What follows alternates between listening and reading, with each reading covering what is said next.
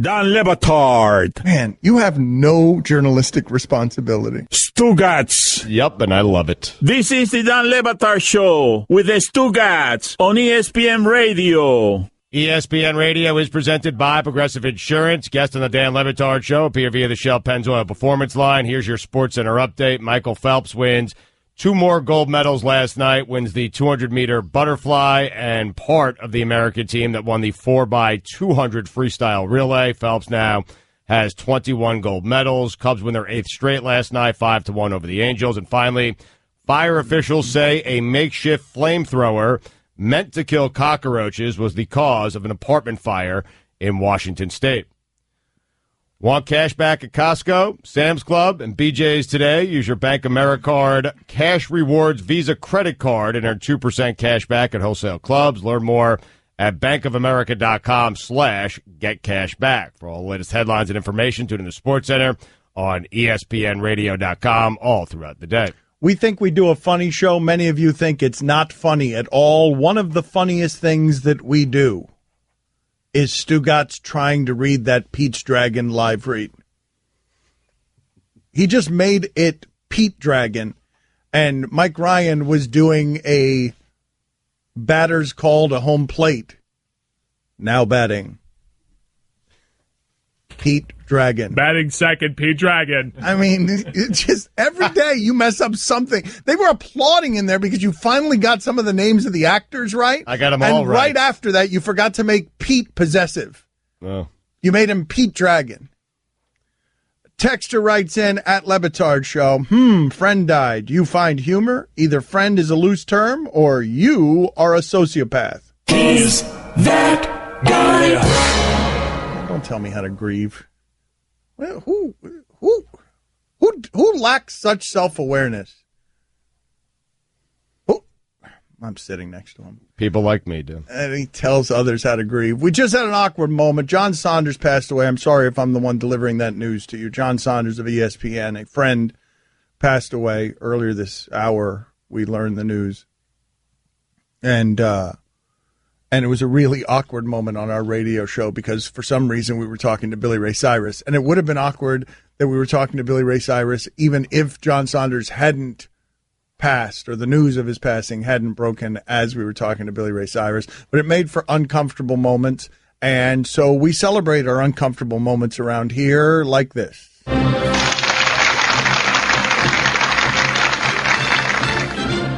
And now, the Suey nominees for Uncomfortable Moment. Dan and Josh Norman's hug. How awkward was that hug I gave you downstairs in terms of awkward hugs you've received in your life? That was a pretty awkward hug. I got to give you that. That was, yeah. I was like, wow, okay. Yeah, two things going on. I was happy to see you, man. I was happy to see you. I see that. Charles Haley discusses locker room nudity. Charles Haley was somebody, correct, who was very comfortable with his locker room nudity. We could say that, right? That's not offending you. That's we could say that, right? What is locker room nudity? You know, hey, you know what?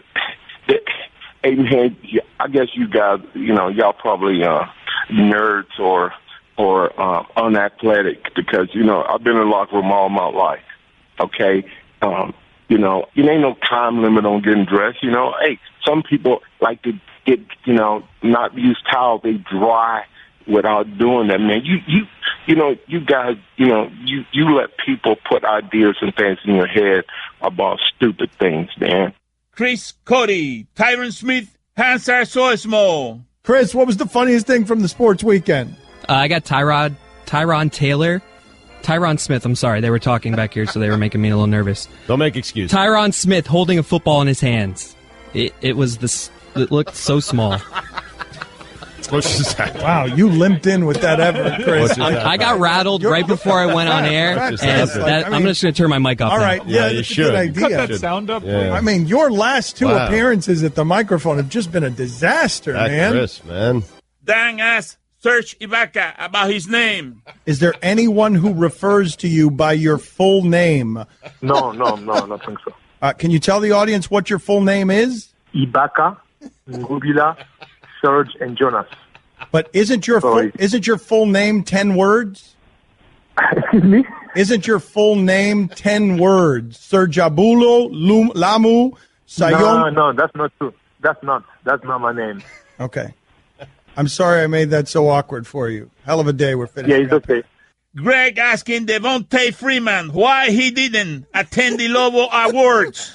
Devontae, I wanted to congratulate you for the great season you had, and obviously the highlight of that had to be named the MVL, the most valuable Lobo. And I'm curious, where were you when you first heard that you'd won, and what did that mean to you exactly? Greg. When I heard of what now? Greg, that's your contribution? Honestly, asking him, and I mean... Well, maybe Devontae is honored. You never know. Are you honored by that, or...? To be honest, I don't know nothing about fantasy. Look, I just found out about fantasy football this year. Yeah. That explains why he didn't attend. Shut up! Dan asked Warren Moon about alcohol problems he didn't have. Tell us, as someone who cares about Washington, who knows some of the Sarkisian story, who has had some of his own fight with alcohol, what did you make when USC decided we're going to hire Sarkisian? Wait a minute. What fight did I have with alcohol? Well, I've never had a problem with alcohol. we have talked to you before about a DUI. Oh, yeah, that's not a problem, though. That was just one night you had a couple, and I wasn't even over the limit. But we don't even need to get into that. Ludacris gets angry with his driver. You know what? I actually tried out for Too Fast, Too Furious because John Singleton asked me to try out for it.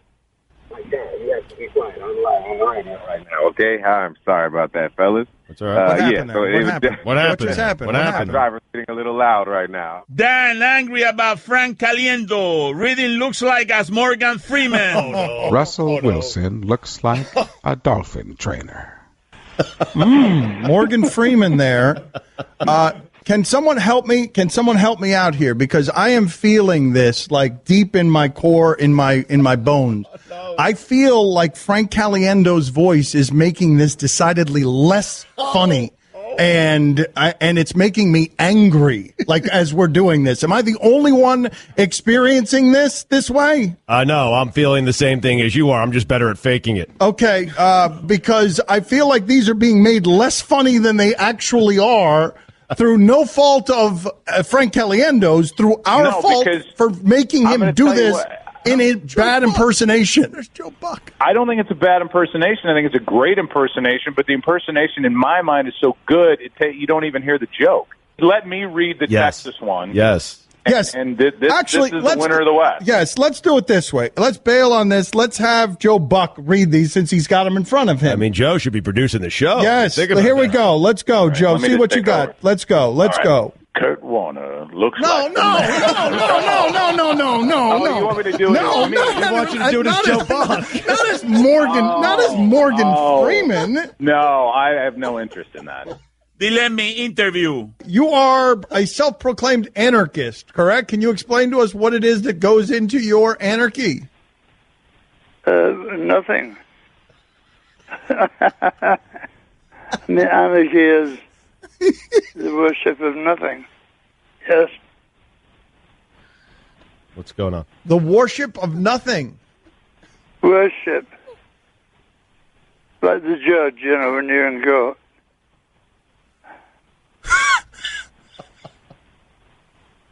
Hello? Lemmy, yeah, we're here. Lemmy from Motorhead with us on ESPN Radio. What would you say, Lemmy, is the most difficult thing you've overcome in your journey? Probably diabetes, but I've overcome it. I still got it. What's going on with you these days? Not much, we just finished the European tour, and we're going out in America, and then we're going out in Europe again. And what are those crowds like? Clouds? Stugotz, not knowing Jonathan Koshman was black. Max Brados, best looking guy at ESPN. Oh. Cam Chancellor, I'll let Dan handle that one. Wait, hold on. What, Brados? Brados is handsome, dude. But what kind of observation is that? My observation, I saw him on SportsCenter. He had a black checkered shirt. Right. He had a black tie on. He had the suit rocking. Right. He was sitting next to Jonathan Coachman, which helps. And Max Brados is the best looking guy. I'm just saying, Coach is a good looking guy. Listen, this is what my wife. I'm telling you right now. This is what my wife said. Okay, that guy Max Brados is hot. That's what she said to me. Then she asked me if Jonathan Coachman. She said this. Not a bad-looking dude, Jonathan Coachman. That's what she said. Does he spend all his time outside of the time that he's doing SportsCenter at a tanning salon? That's what my wife said. She's telling you. He's a good-looking dude, though. Brados or Coachman? Brados is an extremely good-looking dude. The tanning salon, what? I'm just telling you what my wife said. All right, let's keep, I mean. That's what she said. Do you know that? Okay, let's just keep it moving. I don't. This is a disaster. Let's keep it moving. I'm just telling you what you said. I didn't know how to respond to it. I was uncomfortable as well. I would blame Abby. Stugotz apologizes for not knowing that Jonathan Coachman was black. Stugotz, you should probably apologize here. We should apologize for what happened last segment. It went off the rails on us. What do you want to say? I will apologize. You don't need to apologize for anything. I need to apologize. They are my weekend observations. I said what I said. I had no idea, and I apologize to Jonathan Coachman, who has tweeted at us, and he's upset and has every right to be upset. I honestly, and anyone who knows me will understand this and believe this, I honestly, until after the segment ended and we went to commercial break, had no idea that Jonathan Coachman was black.